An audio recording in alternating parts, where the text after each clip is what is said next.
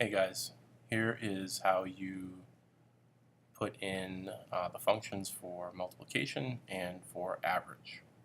So you've already added in the stock symbol and the number of shares that you have for your particular stocks.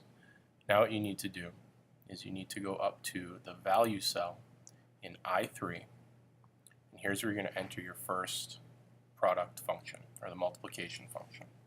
So to do that, if you look at cell D3, it says equals product B3, comma C3. You're going to do the same thing over here,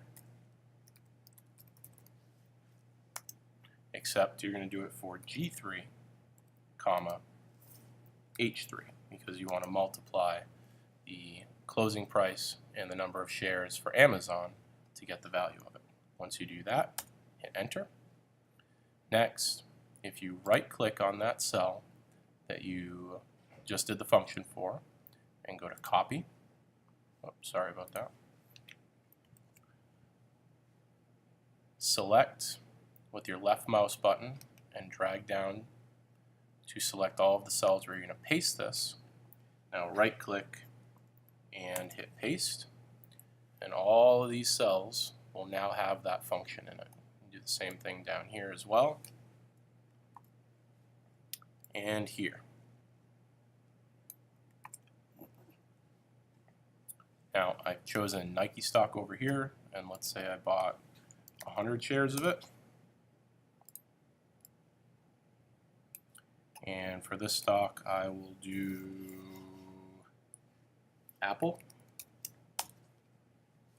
and let's say I bought 125 shares of it.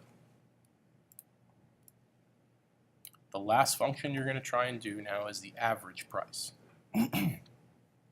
So if you look at cell B17 for your example, it says equals average, and then in parentheses B3 colon B15. This is what's called a run.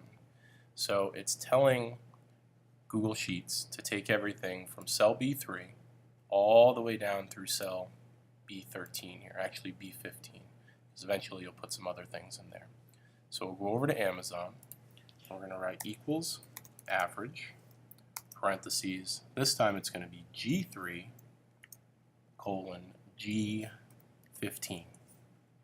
Close the parentheses, hit enter, and you've got your average price. Now you can copy and paste that, just like you did for the value, and you should be all set.